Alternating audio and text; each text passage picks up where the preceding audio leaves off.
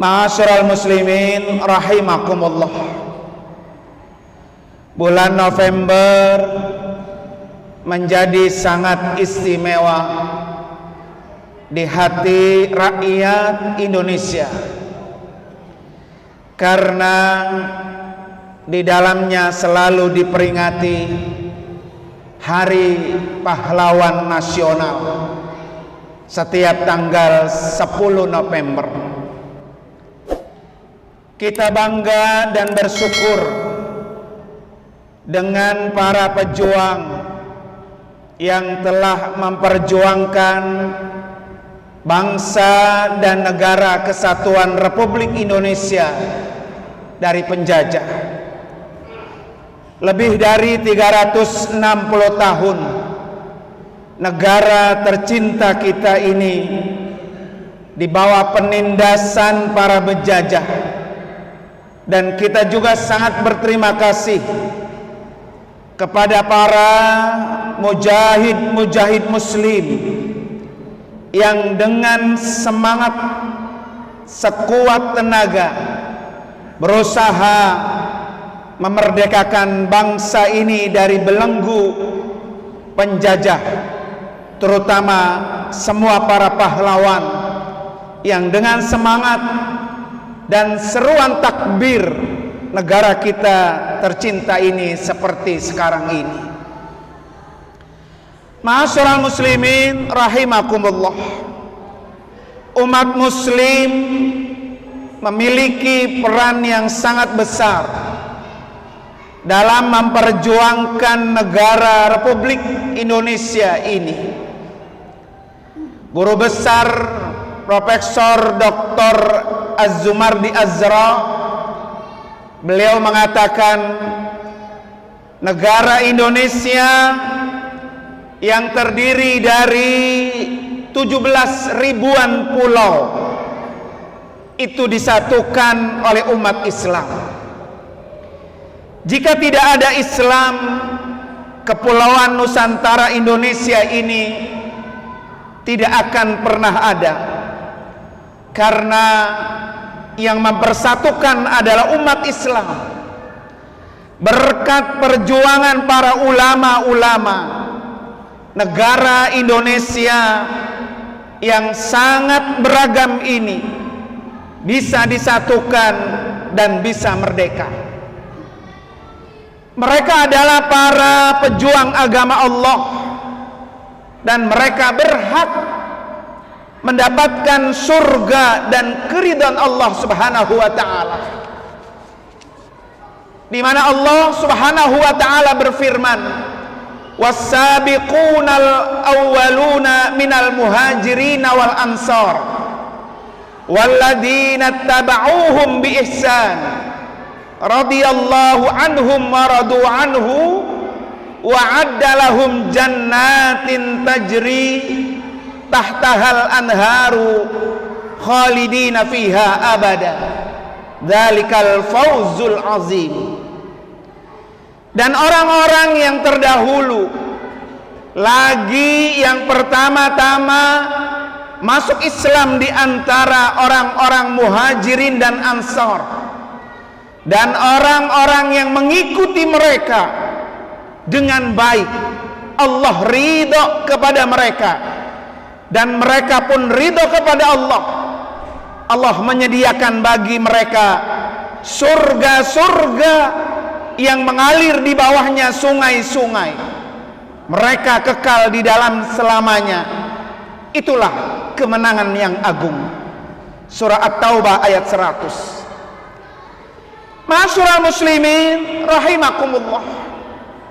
Untuk meraih gelar mujahid fisabilillah atau seorang pahlawan bisa diraih oleh siapa saja, karena itu semua memang sudah perintah Allah dan Rasulnya.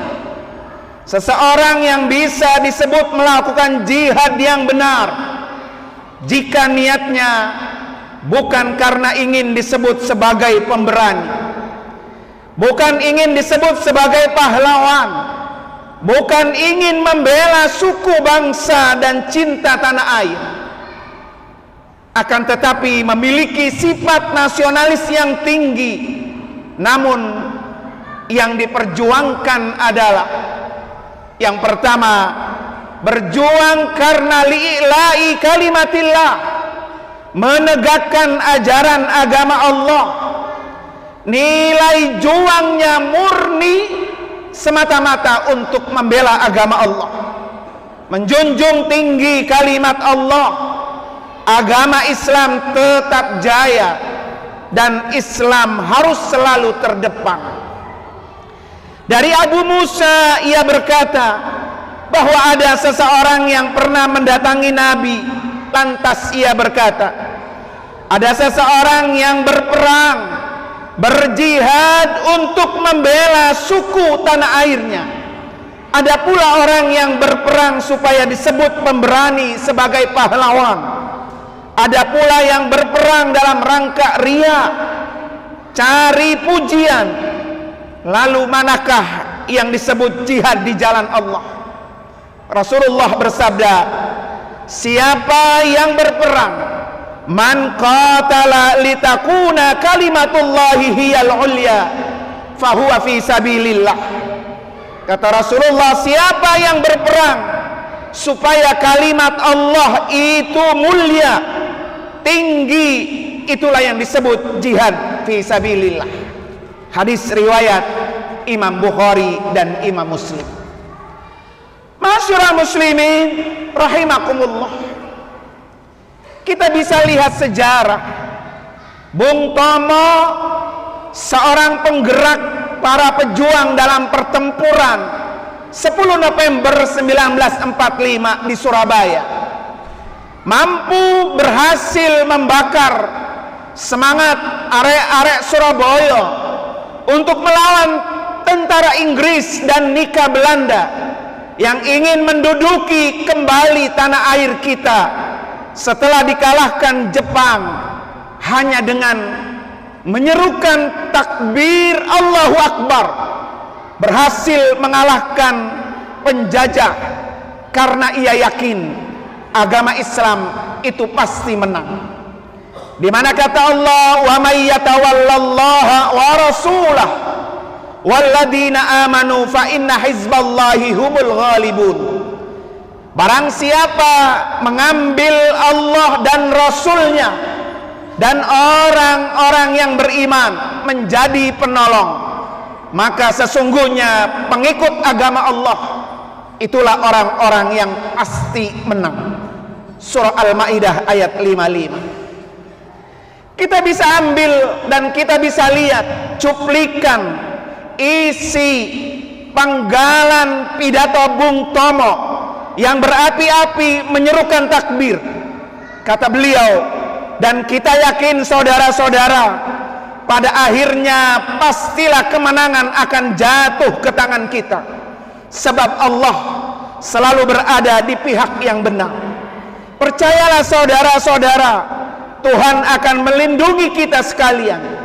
Allahu Akbar, Allahu Akbar, Allahu Akbar, merdeka. Itulah potongan pidatonya Bung Tomo. Dengan seruan takbir bisa mengalahkan penjajah yang menguasai negara tercinta kita ini. Masyarul muslimin rahimakumullah. Yang kedua, berjihadlah dengan ilmu.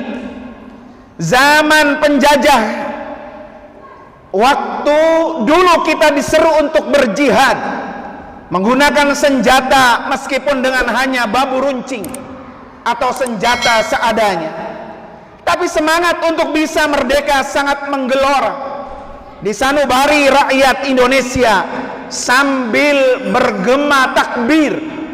Namun di era sekarang ini, di era serba digital, berjihad dengan ilmu lebih sangat dibutuhkan, terutama memerangi orang-orang kafir, orang-orang munafik, orang-orang yang bermuka dua, yang hanya mengejar keuntungan dunia semata dengan menghalalkan segala cara. Pesan Allah Subhanahu wa taala, ya ayuhan nabiyyu jahidil kuffar wal munafikin wagluz alaihim wa ma'wahum jahannam wa bi'sal masir. Wahai Nabi, perangilah orang-orang kafir dan orang-orang munafik, dan bersikap keraslah terhadap mereka. Tempat mereka adalah jahannam, dan itu adalah seburuk-buruk tempat kembali. Surah At-Tahrim ayat 9. Ibnu Qayyim Al-Jauziyah menjelaskan, jihad melawan orang munafik adalah dengan berhujjah dengan Al-Quran. Inilah jihad orang yang berilmu, yaitu jihad dengan argumentasi, jihad dengan penjelasan. Maka jihad semacam inilah jihad yang dilakukan oleh para pengikut Rasulullah sallallahu alaihi wasallam.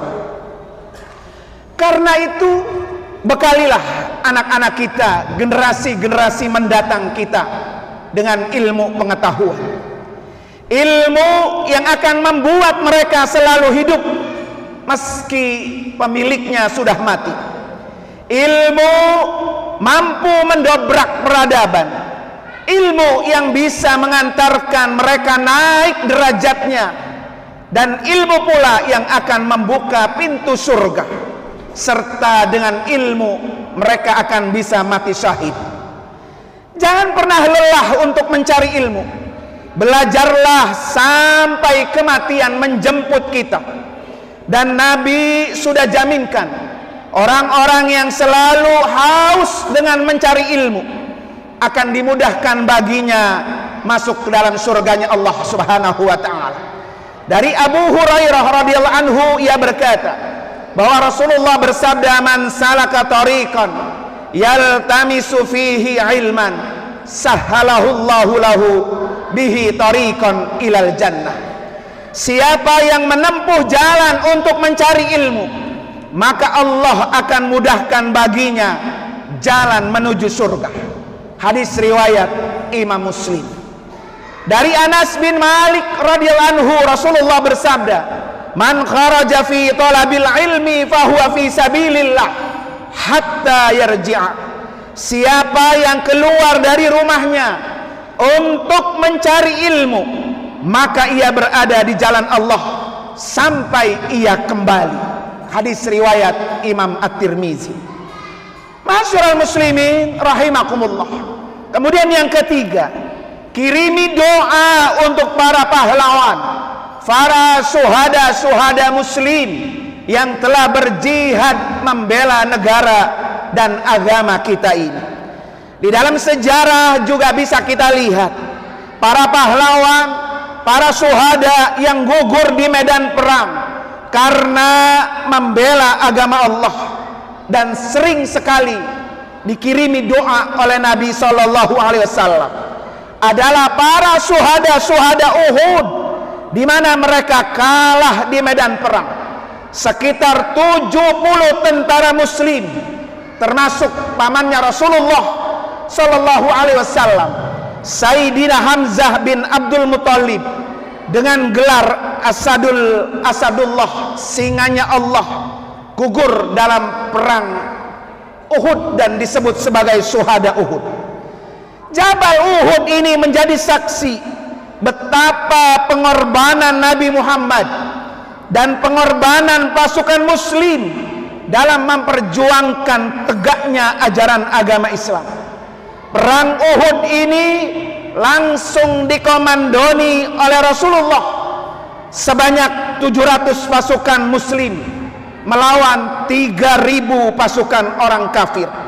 Sampai saat ini pun jutaan umat Islam dari seluruh penjuru dunia tidak berhenti-henti mendatangi Jabal Uhud agar bisa mengirimi doa untuk para pahlawan syuhada Uhud. Oleh karena itu, mari kita targetkan diri kita agar kita bisa mati syahid. Minimal kita masih mati syahid di akhirat kelak. Karena mati syahid itu disebutkan oleh para ulama-ulama fikih. Di antaranya adalah Syekh Al-Imam An-Nawawi, Syekh Wahbah Zuhaili, dan Syekh Ibrahim Isbaijuri dalam kitab Syarhu Fathul Qarib. di mana mati syahid itu ada 3 jenis. Yang pertama, syahidun fid dunya wal akhirah. Orang itu bisa mati syahid di dunia dan juga mati syahid di akhirat. Mati syahid ini adalah mati yang berperang melawan para kafir-kafir harbi yang berhak untuk diperangi, seperti perang Uhud, perang Badar, dan perang fisabilillah. Yang kedua, syahidun fid dunya faqat. Orang yang mati syahid di dunia saja, yaitu orang yang khianat, meninggal dalam peperangan di jalan Allah, tapi tujuannya adalah mencari dunia, ghanimah, rampasan perang, bukan mencari ridha Allah. Orang ini tidak boleh dimandikan dan tidak disolatkan, tetapi wajib dikafani dan dikuburkan. Orang ini dihukumi mati syahid di dunia dan tidak mendapatkan syahid di akhirat. Kemudian yang ketiga, syahidun fil akhirah. Orang ini mati syahid di akhirat. Jenis mati syahid ini seperti terkena wabah taun, termasuk mati terkena wabah pandemi global, mati karena reruntuhan, mati karena melahirkan, mati karena membela harta dari rampasan. Syahid seperti ini mereka tetap wajib dimandikan, dikafankan dan disolatkan serta dikuburkan. Orang ini dihukumi mati syahid dan di akhirat mendapatkan pahala syahid, meski pahalanya tidak harus seperti mati syahid dunia dan akhirat. Masyaallah muslimin rahimakumullah, semoga kita terus bisa berjuang di jalan Allah untuk terus membela agama Allah dan mampu mewarisi anak-anak cucu kita dengan ilmu pengetahuan yang sempurna, agar bangsa ini tetap jaya dan agama Islam tetap ada di muka bumi Nusantara kita ini. Barakallahu li wa lakum fil Qur'anil Karim wa nafa'ani wa iyyakum bima fihi minal ayati wad dzikril hakim wa taqabbala minni wa minkum tilawatahu innahu samiul alim. Aqulu qawli hadza wa astaghfirullahal azim li wa lakum wa lisairil muslimina wal muslimat wal mu'minina wal mu'minat min kulli dhanbin fasnu wal ghafur.